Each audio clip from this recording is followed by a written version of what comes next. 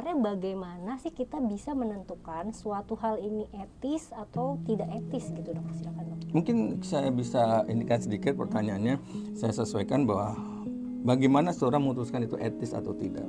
Ya tentunya gini, prinsip dasarnya bahwa setiap orang bertanggung jawab terhadap diri sendiri dalam mengambil keputusan itu etik atau bukan, dan bagaimana dia bisa mengimplementasikannya. Ya, tidak terbatas pada rekomendasi World Medical Association atau organisasi kesehatan. Jadi masalah etik adalah masalah pribadi sendiri gitu. Bahwa apa yang menjadi patokan bagaimana kita memutuskan satu keputusan etik, ada dua prinsip pendekatan. Pertama, pendekatan non rasional.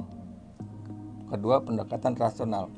Pendekatan non rasional itu bukan berarti pendekatannya irasional. Ini non rasional itu berarti bukan. Ya. Kalau irasional tidak. Jadi kalau pendekatan bukan rasional berarti bukan golongan yang rasional. Apa aja pendekatan yang non rasional? Pertama, bahwa ada keputusan etik dilakukan berdasarkan kepatuhan. Anak kecil patuh, angkatan patuh, ya. Itu ukuran moralitas adalah ikut aturan aja deh, ikutin perintah, itu etis. Pendekatan kedua yang disebut non rasional ada pendekatan imitasi, ya. Jadi mengikuti contoh aturan yang dilakukan orang lain lah. Kalau di pendidikan presiden ikut seniornya, ikut apa kata konsulen deh. Itu pendekatan etis secara ukurannya ikut aja deh apa kata yang di atasnya gitu. Imitasi jadi sebutnya itu. Ukuran moralitasnya ikut-ikutan. Ukuran pendekatan non rasional yang lain adalah perasaan, kehendak atau keinginan.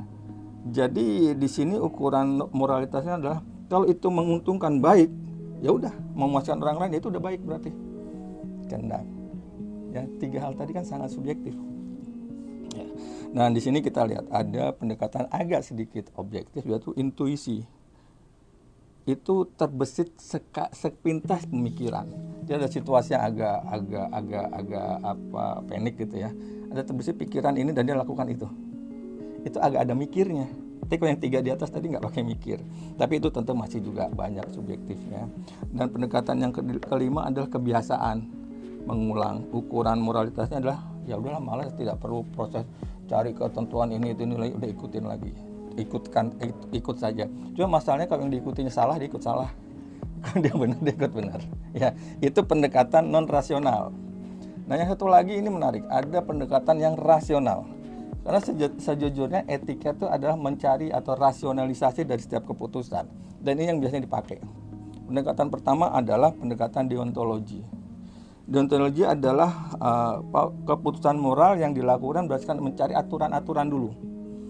Kalau aturannya begini, jadi keputusan ini. Jadi sifatnya dari sebabnya, kewajibannya. Kalau dokter, ya aturan dokter turun. Ada bencana, ada apa, itu nggak usah ditanya. Sebabnya kamu dokter, jadi lakukan ini. Jadi sebab. Itu yang pertama. Kedua adalah pendekatan yang rasional, yaitu konsekuensialisme.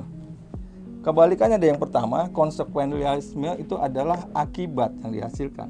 Dia tidak mikir sebab. Kalau sebabnya begini, ya biarin. Tapi yang penting hasilnya harus yang terbaik dari pilihan yang baik. Kalau kita ambil contoh di sini bisa disebut prinsip utilitarianisme. Nah, itu bacanya satu tarikan juga kebalik-balik. Jadi utilitarisme adalah ambil yang terbaik dari yang baik. Biasanya kalau di bidang kesehatan adalah cost efektif. Gimana sih kalau tindakan ini costnya gimana, harganya berapa, kita ambil itu. Atau disebut juga quality of adjusted life years. Itu ukuran hidup manusia yang menguntungkan gimana dan sebagainya. Dua, dari rasionalisasi tadi sudah. Pendekatan yang ketiga dari pendekatan rasional ada prinsiplisme. Jadi pakai prinsip. Agak ini. Jadi ini yang banyak dilakukan, banyak dikembangkan, terutama di Amerika.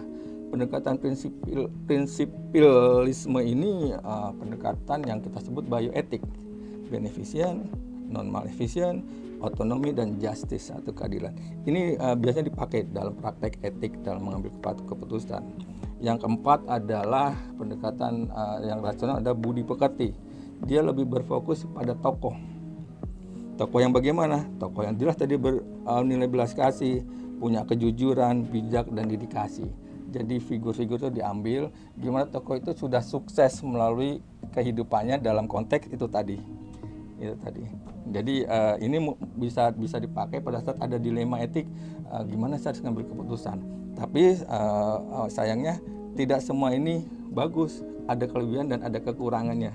Tinggal mengcombine ditambah dengan timbul masalah situasi yang terjadi, dan itulah kita memutuskan sesuatu etis atau tidak. Ya. Lalu bagaimana proses seorang memutuskan itu etis? Ya kan, kalau tadi itu bagian dari tadi pendekatan, dan lalu bagaimana prosesnya?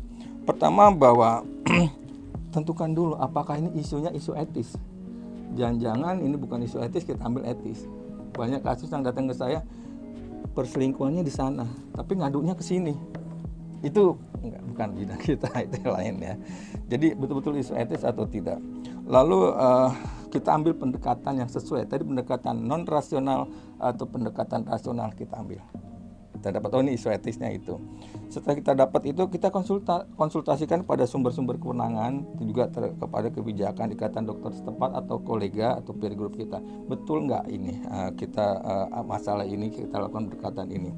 Lalu kita pertimbangkan solusi, terutama solusi alternatif, dan nanti konsekuensinya terhadap pihak-pihak yang terkait, pihak-pihak yang terpengaruh.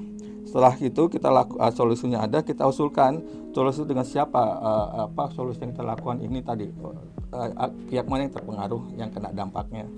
Lalu buat keputusan segera dan tetap perhatikan orang lain yang terpengaruh. Dan yang terakhir adalah evaluasi keputusan yang diambil dan bersiap bertindak berbeda pada kesempatan lain. Pasti ada respon. Nanti ada proses namanya justifikasi dari alternatif solusi. Jadi kita harus melakukan pembenaran juga, karena sifatnya agak abstrak dari etis tadi. Demikian Dokter Demastia. Ini sedikit informasi, mudah-mudahan bermanfaat buat kita semua. Amin. Ya, terima kasih Dokter He. Terima kasih Dokter Demas.